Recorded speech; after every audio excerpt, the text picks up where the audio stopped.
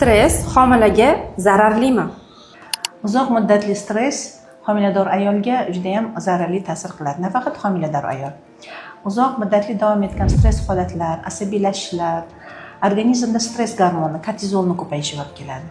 Kortizol esa o'z navbatida ona qornida shakllanayotgan homilani, bolajonimizni nerv va asab tizimi rivojlanishiga salbiy ta'sir qiladi. Keyinchalik bola tug'ilgandan keyingi paydo bo'ladigan boladagi psixomotor buzilishlar, nerv asab tizimi kasalliklarining ba'zi bir belgilari, ba'zi bir sindromlariga homilador onasining uzoq vaqt homiladorlik vaqtidagi asabiy zo'riqishlari sabab bo'lishi mumkin.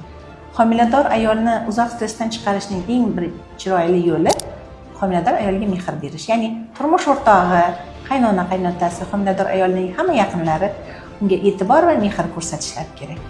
Stressdan chiqishning keyingi yo'llaridan biri bu yengil yoga mashqlari, toza havoda sayr qilish, yaxshi chiroyli musiqalar tinglash, kitoblar o'qish, ayniqsa kunning ikkinchi yarmida qo'rqinchli, dahshatli kinolar, filmlarni, seriallarni ko'rish, Instagram, internet sahifalaridagi turli xil bo'lar bo'lmas saytlarda soatlab o'tirish umuman tavsiya qilinmaydi.